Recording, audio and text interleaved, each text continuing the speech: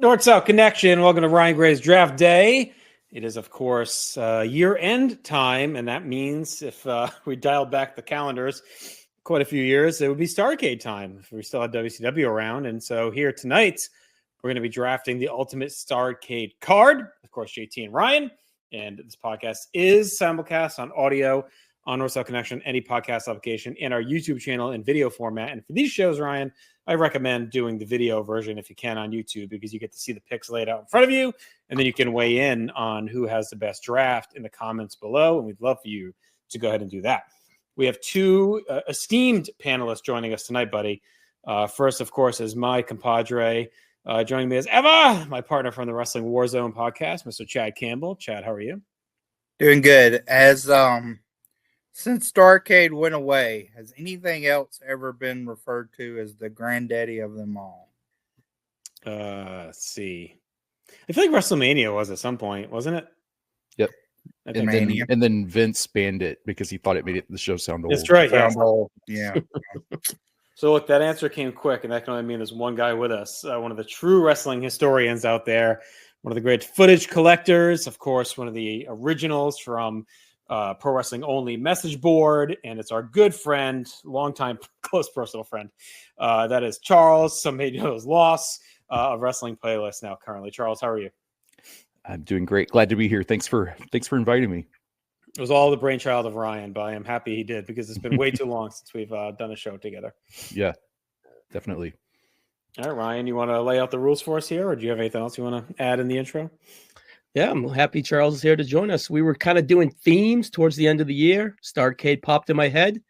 That's why we have these two gentlemen here. So I'm excited for this episode. Yep, me too. It'll be a fun one. Brainchild of Ryan's also a phrase that probably needs to go away, like granddaddy of them all. Listen, I saw a battle of wits with him and a couple 12-year-old girls recently, so you know. Yeah. Well, she said she wanted to roast me, and then she 3 hours later she was regretting that. It was the least amount of power that went to someone's head since this side of the KOC. So we'll let it slide, but it was you thought it was Dane Cook out there last night, on the walk back to the car. Nice. There was a burial of an 11-year-old girl in Providence last night, so she's done. Good. All right, so pretty much the rules are, though, if I pick Flair and Dusty from 85, right, neither one of you guys can pick Flair and Dusty from 85, but you could pick Flair and Dusty from 84, right? Just so as soon as there's a match off the board, that match is off the board, pretty much. Yep. And we're doing 6 matches apiece. We'll do snake order as usual. Ryan, you're going to do the randomizer in a moment. See which order we're going to go in. Besides that, those are rules. You can have 6 Ronnie Garvin matches if you want, right? Whatever you want to do, you can do here. We're opening it up since there's only, what do we say, Charles? 18 Starrcades. Yep. Not a ton of volume. If you're really the Battle Bowl, this is the world's your oyster. I can say that.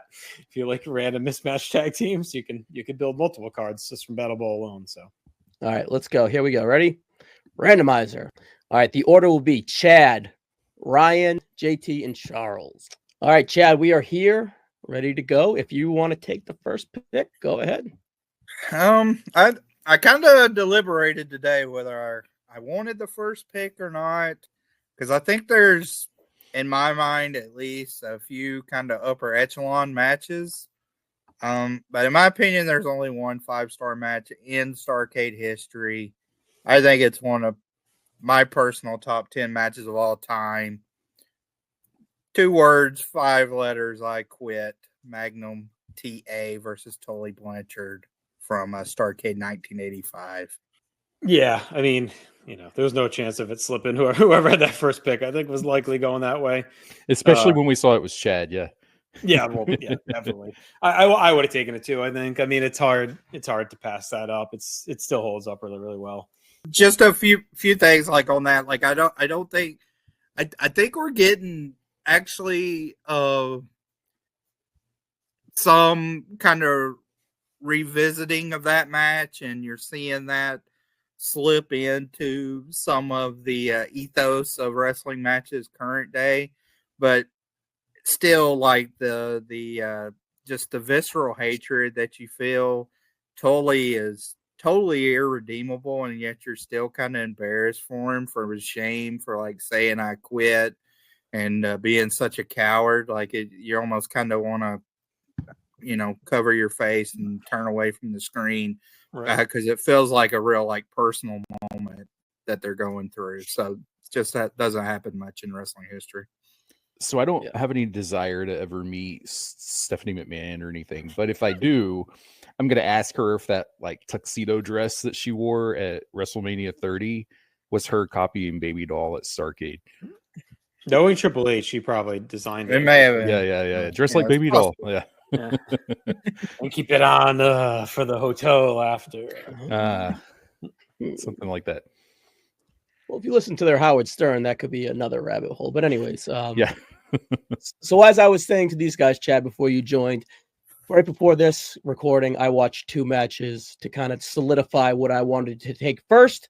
My gut was Magnum versus Tully. And after watching my 2 matches, my first pick would have been Magnum versus Tully. But I thought a close second, because I wanted violence, I wanted gore, and I wanted blood, is Roddy Piper versus Greg the Hammer Valentine in a dog collar match, a non-title match, that is. So 1983, Piper Valentine, dog collar. It was violent. It was gory. It was vicious. It was just awesome. I love him right away. He slaps him right with the dog collar and just set the tone, really. So, it was really just awesome. You don't get the ear worked a lot. That's what I really like about that match. It's so different, where it messes up the equilibrium and he's all thrown off because they just pound the shit out of his ear, bleeding from the air. Like you don't see that. Yeah, it's an awesome. That would have been those are my top 2 off the board. So I think we're pretty chalk right now. But both hold up and both are legendary bloodfests. Yeah, I think the Hitting Gym that came out, I don't know, maybe 7 or 8 years ago now from their match. I believe it's in July, to kind of set up this Starrcade match. It, to me, even added, because you see the ear start to be worked over on that. Yeah. This was a long feud coming, a real focal point for Jim Crockett Promotions. It really felt like with Piper as a baby face, they had this red hot baby face that they could, catapult up and be the top baby face in North American wrestling. And we know like that goes away very quickly afterwards, but it's his plight in 83 and the way he turns baby face and from 82 into 83 is really something to behold. It's one of, I think, the great kind of character years of any wrestler in a promotion, and you really see that come to culmination. And then Valentine is just such a nasty prick in the match too. He's the ultimate like heel to kind of counteract all that charisma that Piper. And it's kind of it for both of them too in the NWA. Like they're both in WWF within the year. So they're great salvo. Completely just done. Yeah. All right. So again, we say chalk. So for my pick, I'm going to say I think it's time to take what I believe to be the greatest Starrcade main event of all time, and that is 1993 Ric Flair versus Vader. And Flair, must win, right, or retire match. You get him and Gene in the limo riding around, or Shivani. Is it Shivani or Gene? I forget. Gene. It's Gene, right? Yeah. Gene riding around the limo before the show. The story's great, and it saved that show because Sid Vader was building okay, but it wouldn't have been what Flair and Vader ended up being. I think it's a perfectly booked, perfectly executed. It caps off Vader's awesome 18-month run on top of the promotion as well. It's kind of Flair's first, he had already been back 9 months, 10 months, but it's like Flair's back now. After this match, he had kind of some stinkers in there with Rude and other stuff and Roma and Anderson tag stuff, but this felt like it was really Flair's. Okay, now the real Ric Flair is back on top as world champion, has this great match with Vader. So it's been one of my favorites. I'll happily take it at number 3. It's kind of the only Starrcade main event that feels like a Starrcade main event after Crockett. Yeah. Yeah. All right, Charles, you get 2 in a row now. Okay, so the first one I'm going to pick is Flair Luger from Starrcade 88, which is a really great main event. Those two were they had like I think 6 pay-per-view matches, something like that. It was a lot. It was a lot during a really short period of time, like 2.5 years. And there's one other that I could see as their best, but I actually think this was probably the best. I love them playing up on the commentary that Luger had like trimmed down for the match to improve his cardio, and then they went 30 plus, and he's keeping up, the whole time with Flair. So I thought that was really cool. I like the story of Flair like doing the chair shot on the leg, and then that coming back later in the finish when it seems like Luger is, rallying this big comeback, and they put him over so strong. Luger was doing some wrestling in that match, which was interesting because, I think this was in a way kind of the first match where you saw, hey, this guy has come a long way in the last year. Because even if you compare the Bash match, to the Starrcade match, just the difference in quality is really, really strong. So, that's my first pick. I was hoping it was going to get back to me. That was my top 3. So my I guess my number 2 pick would be probably I'm going to pick something a little bit outside of the box. Ron Garvin versus Big Bubba Rogers at Starrcade 86 in the Louisville Street Fight. I thought that was a really fun match. Bubba at the time hadn't wrestled a lot. He was mostly working as a bodyguard for Cornette throughout the year. Like he was in a few like 6-mans and stuff like that. They'd mostly kept him out of the ring and really tried to protect him. So him getting in a fight and everything, it's like with a good opponent who people could believe could like go toe to toe with him because people bought Garvin as a tough guy. So it was a really fun brawl. So that would be my number 2. Yeah, that's a strong 2. I mean, it's a really fun slugfest. And, we talked about Piper and Hammer, for Bubba, like it's not too long after that. Again, he's off to be big boss man. Some of these matches and these styles get noticed, right? And then they end up getting scooped up. So it's a good one. All right, I'll continue round 2, and I made the joke to start the show about taking all Garvin matches, but here we go. I'm going to go Starrcade 87, Garvin Flair. I think it's historically underrated because, the whole, whatever, we know Garvin was kind of a lame duck champion as soon as he won it. It was just to give Flair the title match back.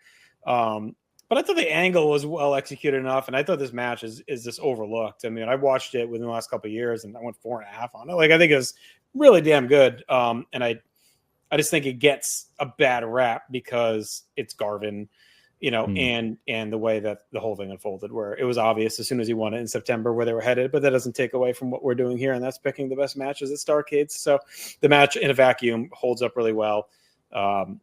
And here we are, Charles, with 2 Ron Garvin matches of the top 6 picks. So it's we're full on NWA. Looks right like we did our job. Yeah. We did. Hands of stone, picks of stone. All right. So it's on me. All right. So I watched this last night by, I don't want to say mistake, but I was watching something else for this draft, and this match stumbled upon me. So I put on the tape of 1992 to watch a tag match. Oh. And I stumbled across Barry Windham and Brian Pillman versus Ricky the Dragon Steamboat and Shane Douglas. Obviously, I put it on to scout Sting versus Vader, but I put this on first because I saw Barry Windham, right? And I was just captivated the whole time. And it was just, honestly, match of the night, really. And I'm afraid I'm a little early on it, but I don't care. I put on Sting and Vader, and this stole my interest. So this is my second round pick. Wyndham and Pillman versus Steamboat and Douglas. And it's like it's early-ish heel Pillman right before the blondes too. Like he has a good little window there when he's first going heel. And Steamboat and Douglas are a fun team. I mean, it's kind of again an overlooked era of Shane Douglas, I think a little bit, but his little run with Steamboat in there is quality. I mean, they have some really good stuff with this team and with the Hollywood Blondes later during that feud for the titles. He's not a dynamic dude, but it's still doable. So I am going to pick Sting versus Vader from that show. I think both matches are great, but I love the Sting versus Vader series from 92. This was one that, as of a couple of years ago, it was probably my least favorite of the pay-per-view matches. Now, it could strike me as my favorite of theirs. I do really still like the strap match, but sometimes that gimmick, just in the way it kind of handicaps itself, just with the gimmick itself, can throw it off. So I think this is it's very action packed, succinct, and violent, and really succeed. Stargate 92 is a weird show. There's like some absolute great stuff, and then some absolute dog crap. So it's very uneven, and it's in the Omni. Like, it's the last that and Slamboree 93 are like the last two pay-per-views in the Omni before they changed it to Phillips Arena. So it seems you would think, I guess, it would have more, I guess, like historical gravitas to it, but it doesn't. But yeah, I do love that match. To start out round 3, I'm looking and seeing what I don't think will get back to me. I'm going to go old school again. And I'm going to Starrcade 1986, where I am going to pick the Rock and Roll Express versus the Minnesota Wrecking Crew. Yep, in the steel cage. Yeah, it's a great match. So I love that match. I think it's kind of the swan song for the Minnesota Wrecking Crew in a lot of ways. It feels like that iteration of the Four Horsemen. It's a kind of nice bookend in 86. They limp a little bit into 87, but then you get Luger coming in, and that's that. So I think this is kind of like a nice appropriate end. And the Rock and Roll Express, I mean, one of the greatest babyface tag teams, obviously, of all time. Tag match in a steel cage, utilizing tag rules, kind of on the surface, can feel a little awkward sounding, but I think they make it work wonderfully. So one of my favorite things, just not even about the match, just it's easy to forget this. They headlined the Greensboro card. Like, that was the main event of the Greensboro show. Which is pretty impressive too, to do a tag title match, as the main event on your biggest show of the year. Yeah, it still shows how even, later in 86, like, tag wrestling was still emphasized. Oh, big time. Yeah, in the Mid-Atlantic area. Classic. Yeah, it's a classic. I mean, it holds up really, really well. All right. I'm very 80s and early 90s heavy. So I want to spray that out and go into the Nitro era, because I feel like Justin is going to steal this one. So I just want to be that guy with him having two swings at it. I'm going to go 1996 Dean Malenko versus Ultimo Dragon for the Cruiserweight title opener. That was Ultimate Dragon, not Ultimo. All right, whatever. Boston, all right. Ultimo. Yeah, that was definitely that was coming up for me in these next two. So nice job.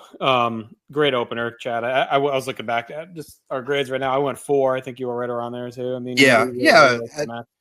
I mean, the 96 Cruiserweight openers, as we're discussing with our podcast, that the Cruiserweight pay-per-view openers in 96, they just had such a great clip of them. And even when you talk about, like, Psychosis versus Ray, and then Dean versus Ray at Havoc, and then Ultimo versus Ray at World War III, and then it kind of capped off with this one at Starrcade. All right. So I'm gonna stay old school because I got one more, and then I'm gonna start going kind of guilty pleasures, I think, after this. But this one I wanted to make sure I got on the card. This is from '84 in Greensboro. Ricky Steamboat and Tully Blanchard. Yeah, that was the one. Either or on me. Good job. Yeah, just Tully in his prime. Between this and the one you took, Chad, obviously, in '84 Steamboat, you can't go wrong. And it's harder to find a more pure babyface versus pure heel match either. There's like complete dichotomy of styles and of people and characters. So this is, again, I think '84 gets a little maligned because of the main and just kind of the overall card is a little step down, I think, from '83. But this match is easily match of the night for me and holds up nicely. Yeah, I'm with you. I'm about to lose you with my next few, probably. So glad you went through that. My next pick is Doom versus the Horseman from Starrcade 90 in the street fight. So the match is only like 6 minutes in total, 6 or 7 minutes, but it's an action-packed 6 or 7 minutes. They make the most out of every minute they're out there. Heel versus heel, which is really novel and doesn't happen very often. but that made it a little bit more exciting and felt a little bit more believable because of that. Almost it feels like you're watching something you're not supposed to watch a little bit if you're 10 years old. Yeah, so that was really cool. I mean, they had a great match at Havoc too with Flair. It was more like a traditional tag that was actually really great, but it was in a very different way. And this was more just get right to the point and go for broke and lay it all out there. So Barry Windham, stepped in with his haircut from being the fake Sting at Halloween Havoc that year. So his hair was still short, and everyone had the bandanas and the knee pads over their jeans and all the stuff that you want from a match like this. So that's exactly awesome. What you want. You nailed it. You need the streetwear. Am I going again? Yeah, that's the first half right there. So that's we're halfway there. Yeah, halfway there. We're on 12 matches. So let's see if we can finish where we're headed next. So kick off round 4, Charles. All right. So for round 4, I'm gonna go with wow, this gets tough. I think I'm gonna go with this is probably gonna this is gonna be more of a personal pick. It's just a match I always liked. From 91 from the Lethal Lottery, it was Sting and Abdullah the Butcher against Brian Pillman and who was it? Brian Pillman and Bobby Eaton. And they had it was just a 3-minute match, but it was like it got over the concept of the Lethal Lottery better than anything, because it's like the team members, it's people who are teaming or like attacking each other, right? And the action is going in like every possible direction for 3 minutes, and it's really fun. And like they're on that ramp that WCW used to have on their big shows, which was awesome. Yeah. For half of it, and Abdullah turns on Sting, and then Pillman comes out and starts beating him with a stick, and then Bobby Eaton runs out and attacks Pillman, who's his partner, and then Sting makes the save for Pillman, who's his opponent. And it's just like that's exactly what you like. If you were saying like, well, what was good about the Lethal Lottery? Like, if you liked it, you show them that match, because that's all the chaos that you want. So yeah, I always enjoyed that match. Okay, so like I said, I wanted to load up that first half with high quality bangers. So I'm gonna go a little personal journey for these last 3, but go kind of more storyline based. And I think they're all still decent matches. But all right, so I'm gonna go 96. Chad knows where I'm going. I'm going Hogan Piper main event. I think it's like Piper's best output in WCW. The build to that first one's really good with his arrival at Havoc. They do the contract signing. We talked about it, Chad. I thought they ran out of gas maybe a week early on that one, but they did really well leading up to it. The match exceeds all expectations. Like I went 3 1/4, which for that match at that time is basically like a 5. Piper wins. The only thing you could criticize is the non-title aspect, but as we learned watching, they never really were explicit in saying it was a title match, or it was kind of more inferred than you may think. And it's such a good moment. It's really the first like big WCW win of the NWO war. So it's cool. Piper stands tall.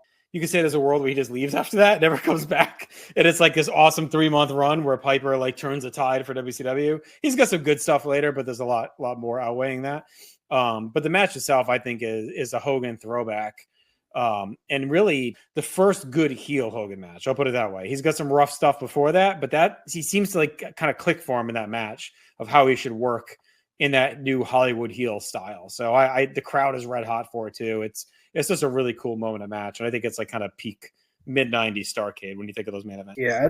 I think in another world, if WCW wins the war and WWF's out of business or whatever, you could look at this match almost like a WrestleMania 1 main event type match, where it's easy to kind of point to that this was a seminal moment on a big show in front of a hot crowd that, if you're just looking like move for move, is not going to be the dreams of like a work rate specialist. But what would you change in the match itself? And there's just nothing to do. It was a perfectly kind of performed match for what they were trying to accomplish. Right. And considering who's in there, again, it way exceeds. What do you say? Yeah. It definitely gets diminishing returns for the old Hot Rod as we go along. But for that one night in Nashville, he stood among his peers as the true icon. And show him the hip. All right, so it's on me. No one hit wrestlers. I want to go back to 1986. I'm going to Road Warriors versus the Midnight Express in a scaffold match, the most dangerous match, Jim Cornette's injury, all that jazz. Is it the best match ever? No, but it's fun and it's exciting. It's breathtaking, and it feels like it fits my Starrcade card. So that is my 3rd round pick, or 4th round pick, excuse me. Yeah, I think there's something to say, like, to take matches that exude Starrcade. I think if you look at all our cards right now, we kind of have that. Yeah. Like, are they some of these the top 15? I don't know by grade, but a lot of them like scream Starrcade. Like, we got Sing Vader from the King of Cable, right? You got Doom Horseman is like just pure, like you said, Charles, WCW street fight at its best. Scaffold, like when you think mid 80s Starrcade, like this Night of the Skywalkers, like pops in your head almost immediately. Magnum, Tully, Hogan, Piper, like these matches aren't, again, all-star classics, but a lot of them just fit when you think Starrcade. Like, I think we're all kind of nailing that vibe of, these are very Starrcade matches when you look at them. So, and that's another one for sure. Like, I don't think you could have this draft and not take the Scaffold. Hawk actually worked that match with a broken foot, which people don't necessarily know, because I think it was a house show. I forget, something happened in like a few weeks before the show, and they thought he wasn't going to be able to make it. And Paul Ellering had been filling in for Hawk on house shows, and Hawk was determined to do it. And he didn't do much when he was up there. You could tell he was being very, very careful, because that could have gone really bad, because he's got a broken ankle and everything. But they got through the match. So that's crazy. It's still horrifying that Cornette was like 25 and blew out his knee in that. It was like, did he blow up both? Says he's never the same. It's like, now I'm 38, so I'm 13 years older than he was when he did, basically screwed himself permanently because Bubba didn't catch him like a cheerleader or whatever Dusty sold to him. And Bobby Eaton went to his back. I don't know why he thought it was smart to go straight down to his freaking leg. He said he'd be caught like a cheerleader from Bubba, and Bubba definitely crashed a bird, made him crash a bird. Bobby Eaton, like, no matter what, he's going to try his best to put on a show, and he did everything he could, here to make it as exciting as it could be, given what it was. So it really, I mean, you could argue that it's the most famous match of the Crockett years, like, in terms of being. I mean, it's definitely one that, when you hear scaffold match, you think of that, and I mean, they sold it too. Like, that was something they then went around the horn with, and really promoted it. So it became part of the lexicon in JCP. When I started watching wrestling in '90, like, I was not very well knowledgeable about WCW, but like, that is one thing you saw. Like, the tapes, there was only a few tapes in my area of those. One was the Night of the Skywalkers and the Scaffold. Like, that was something I knew about at an early age, because it did stand out as so unique and so different. They really, really pushed it.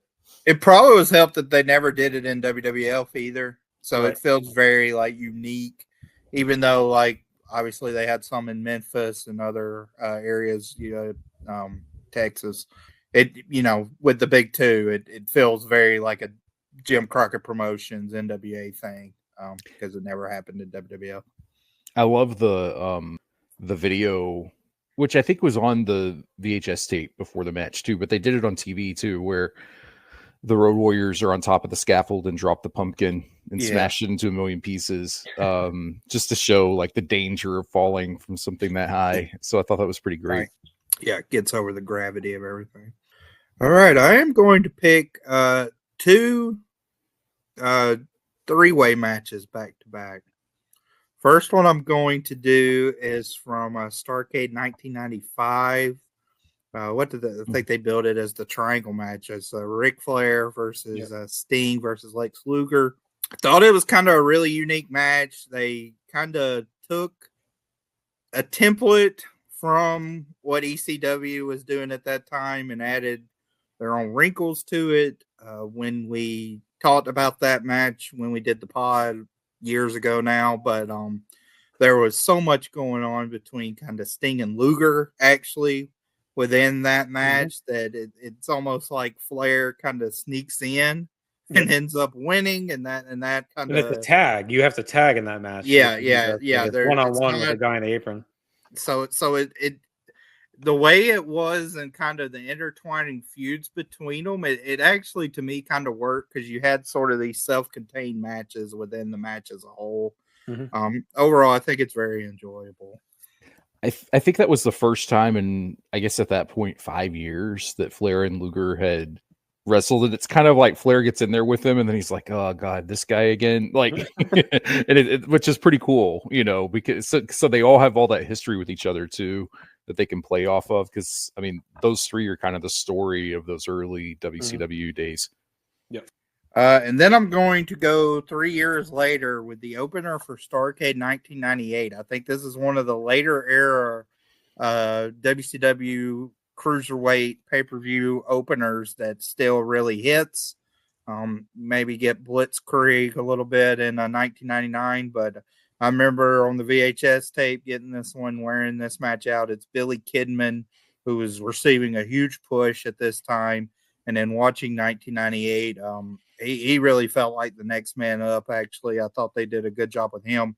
His chemistry with Juventud Guerrera, actually, I thought was really good, where they have a series of matches, including one on Thunder, that's great. And so it's Billy Kidman versus Rey Mysterio Jr. versus Juventud Guerrera as the opener of Starrcade 1998. A lot of good action. Well, downhill from there on that show. Yeah, well, we'll see. There's a couple. We'll give you Eddie. 97's more of the peaks early and downhill, but yeah, 97. I don't know. We'll see if anything on that gets drafted. So. All right, Ryan, what do you got? All right, I have 2 gimmick matches: a scaffold match, a dog collar match. I have a cruiserweight match, and I have a tag match. So I feel like I need a mid-card title match, and I'm going to go to 1988 and do Rick Steiner versus Mike Rotunda for the TV title. The only time a Rotunda match should ever be drafted. I was about to say this was the one I was debating. That's all you get. I went with the triple threat just to kind of do a gimmick, but this is easily the most interesting Rotunda ever was in his career. Tim Slonko would be proud.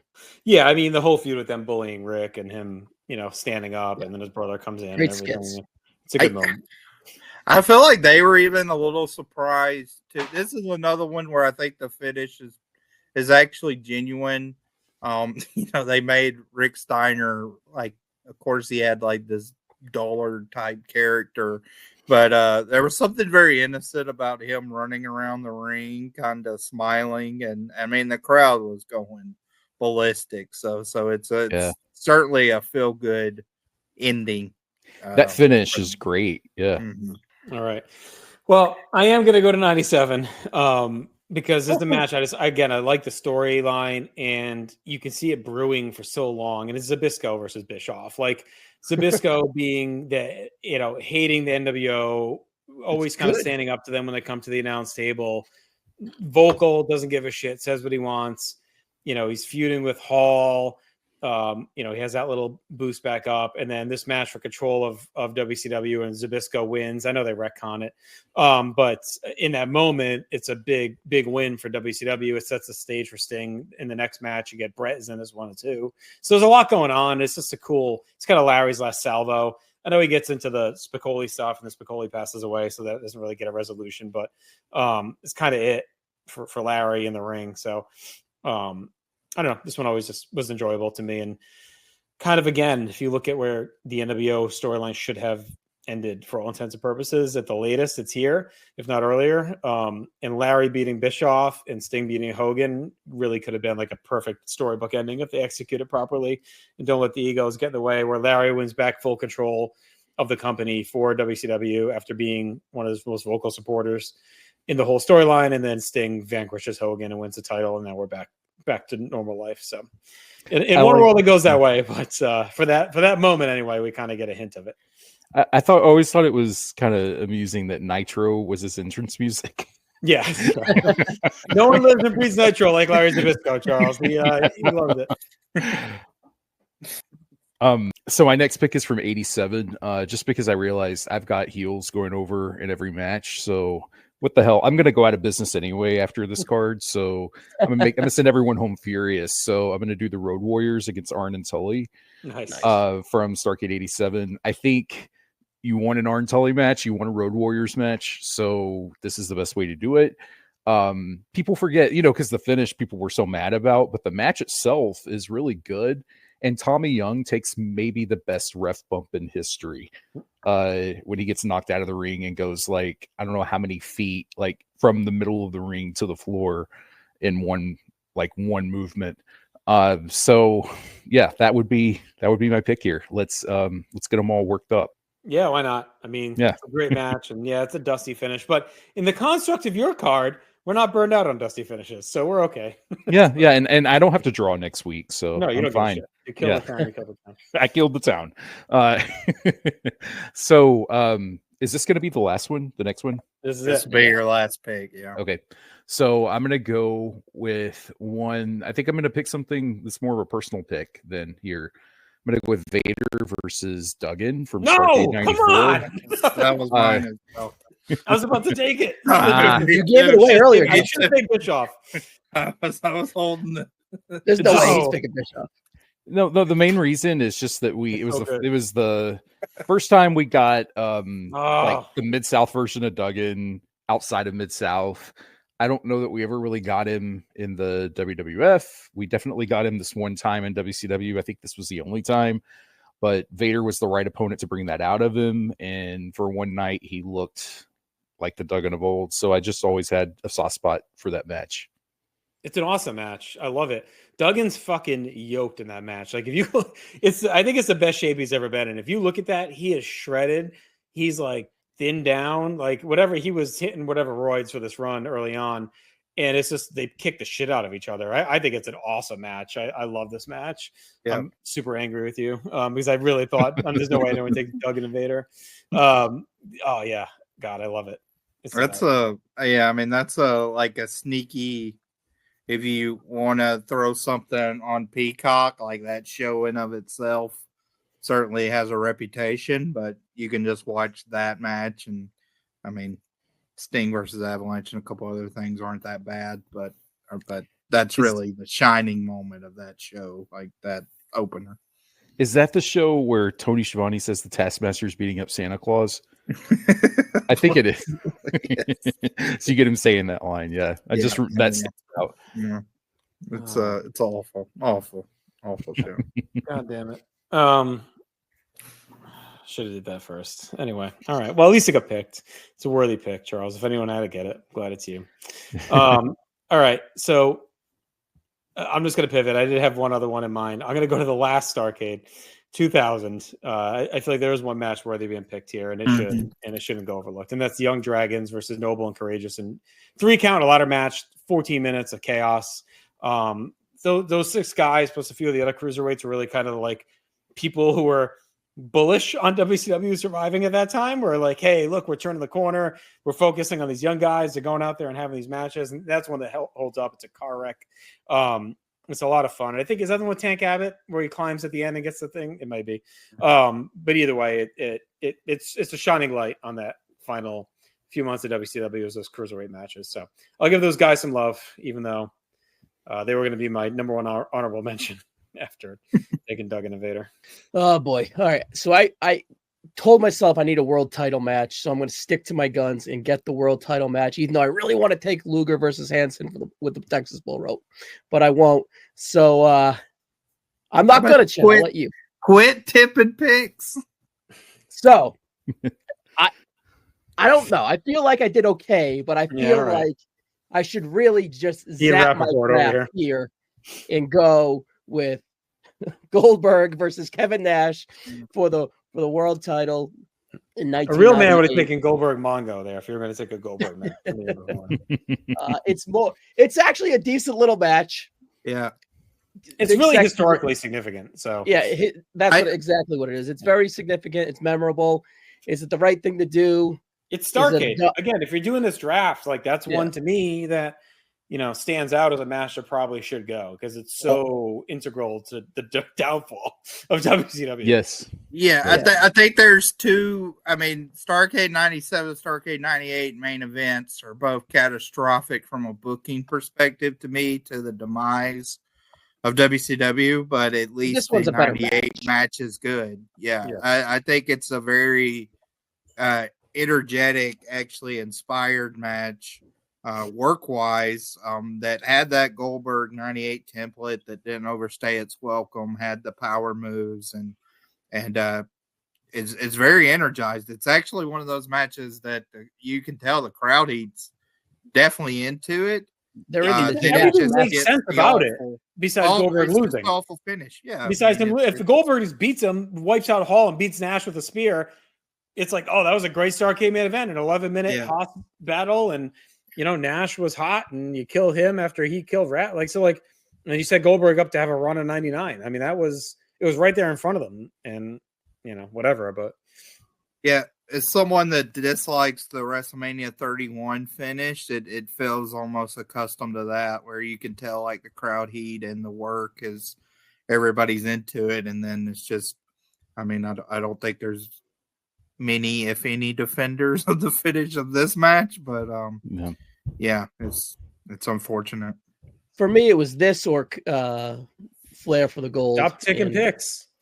Yeah, stop tipping pick. You just can't end the streak on something like this with the taser. No, I mean it's just you can't. It wasn't ready to end either. Like, I know this is theory to get out while you're on top, but they had so much in the tank. He had barely had any pay-per-view title matches.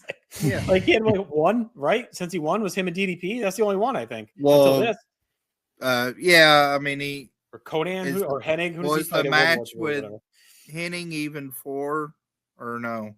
I don't know. But yeah, Battle Royal at Road Wild. Like, I mean, there's so much meat on the bone for him as champion.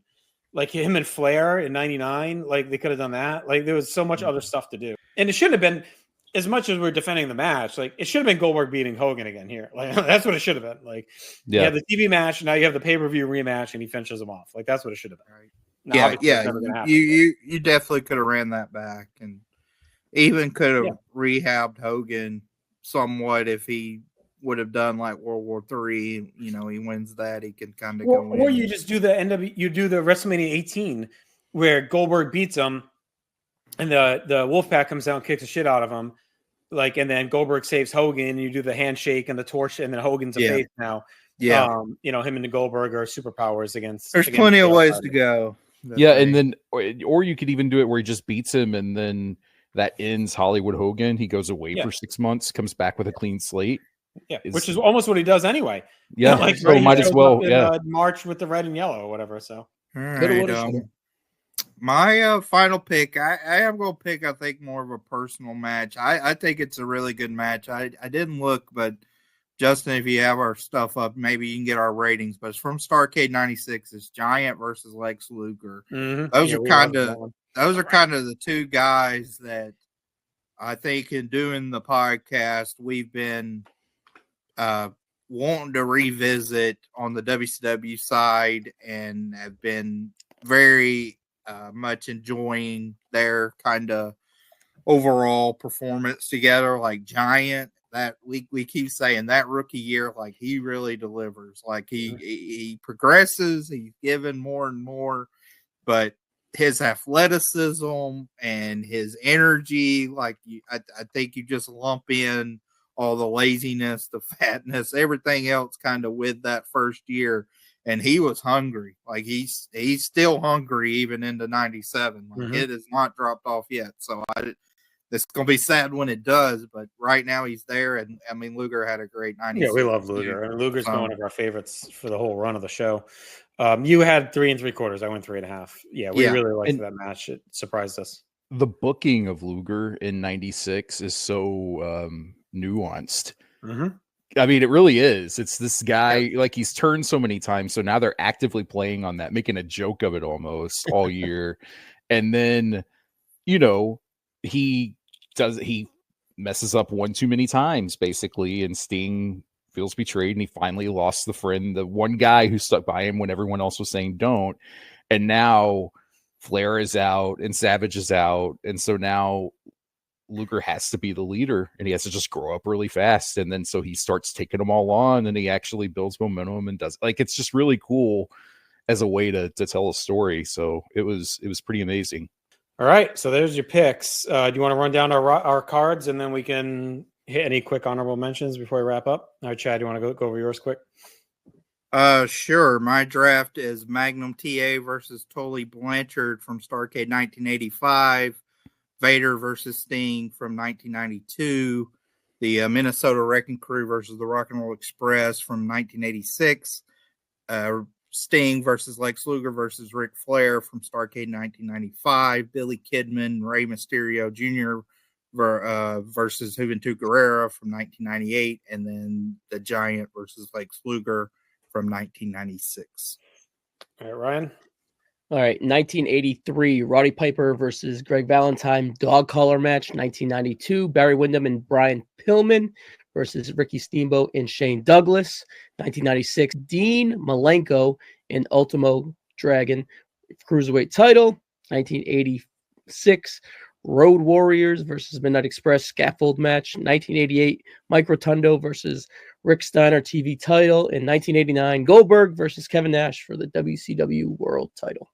All right, here's the winning draft. I had Vader Flair from 93, Flair and Garvin from 87 in the cage, Steamboat and Blanchard from 84, Hogan and Piper from 96, Bischoff and Zbyszko from 97, and then the opener from 2000, 3 count, Young Dragons, Noble, and Courageous. And I had Ric Flair versus Lex Luger from 1988, Ron Garvin versus Big Bubba Rogers in a Louisville street fight from 1986. And then I had Doom versus the Horsemen from Starrcade 90 in a street fight. And then Sting and Abdullah the Butcher against Brian Pillman and Bobby Eaton from the Lethal Lottery in Starrcade 91. And then the Road Warriors against Arn Anderson and Tully Blanchard from Starrcade 87. And Duggan against Vader from 94. I was like, what okay. Did I not? I was thinking for a second, you almost did a Jedi mind trick on me because I was like, you did not pick that match. You actually hate that match. Yeah. Okay. Yeah. No. Yeah. So there's our draft. I am so happy. There's one match that was like, I know which match you're going to say. The value is too good for Flair and Harley Race, but I don't give a shit. I do not give a shit. The officiating in that match completely ruins the whole goddamn match to me. Like it's just awful. It's awful, and it takes me out of it every time. It's like a 4-star match, but I never want to rewatch it because of it. Yeah, I don't even have it that high. I think the aesthetic of it has some nice moments with Flair's entrance and then his victory. Kind of plays off like that dive from the top rope that comes into play with some of his other bigger matches. But Kiniski really sucks in it. So I do think that's probably just from a casual standpoint, the most glaring omission. But from a match quality standpoint, I don't know if there's there was a couple of times I was like, oh, the value of Flair and Harley, that's Starrcade, but I'm like, no, I don't care. And even Flair and Dusty, I should have went with it over Nash, but whatever. No, I think Nash Goldberg is a better pick because again, I think the work confined in it, and you can argue the historical significance of that just as much as this in 93. The presentation of Flair Harley is fantastic, though. It's very. I mean, the entrance for Flair is very iconic, and then it's a great celebration. I don't remember. So Flair had a blue robe later that was different than this. Yeah, I think he wore this one for a very short period of time. Like he was here and then maybe a few times, and then it was Parade of Champions when he dropped to Kerry Von Erich. Yeah. But most of the time, like after that, I don't remember seeing that robe again. And so that stands out. It was a different cut, than he usually had with his robes. I noticed that I think the one Starrcade that no one picked anything from was 89. 89 and 99. 89 to me, just everything blends together. Like it's hard. I don't know. Like nothing stands out. And with the Iron Man thing, it's just odd. Yeah, the Iron Man concept was very weird. Very short matches. I mean, to me, like I think Luger versus Flair is a good to really good match from that card. It's just. It's one of those like you can watch it and say, okay, that was a really good match, but in the confines of a draft and the kind of concept as a whole, it doesn't have any significance. So it's kind of just there. And 99 doesn't have much going on either. I mean, 99, the best matches. Jarrett Benoit, right? I was thinking say involving thou who shalt not be named. So that's why I didn't pick Benoit Liger. Well, I There's think so many good other picks to pick, right? Dusty and Flair from '85 is one that could have went, and then we talked about Sting Hogan briefly, but again, if you're going for Starrcade like vibes, like Sting Hogan is like an iconic Starrcade match for the wrong reasons, but it's up there. So that's another one that probably could have went. I thought Otani versus Eddie Guerrero from '95 was one that I had marked. I had I almost picked Wyndham Bigelow a couple of times. 88. Yeah, that's 88. But I decided not to. There was one other one that I was just thinking about that I almost picked. I think it was Justin Austin is one. Yeah, I thought could have went as goes well. 2-0. Yeah, the 2-0 best of 3. Yep. Was there another one, Charles? You had? No, I think that was it, Dustin Austin, because I just kind of had forgotten it for a second. But maybe like for some reason I kept thinking Midnights versus Midnights, but I don't remember anything about the match, so probably not. But I'll just say, like, I love 88 as a card overall. So even like the opener, Sullivan and Williams versus the Fantastics, I think that's a very fun opener that sets the show up. 88 as a show, I think, flows really well. And then it's and I'll give a shout to Steamboat and Youngblood. In 83 against the Briscoes as well. That's a very good tag match. So.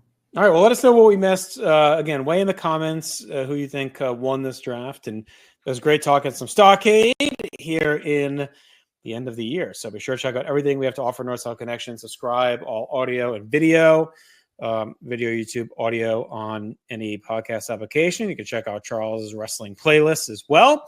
And still PWO Loss on Twitter. Charles, is that where you're at? That's me. All right, you can get what you need there from him. So keep on drafting. We'll talk to you soon. Take care.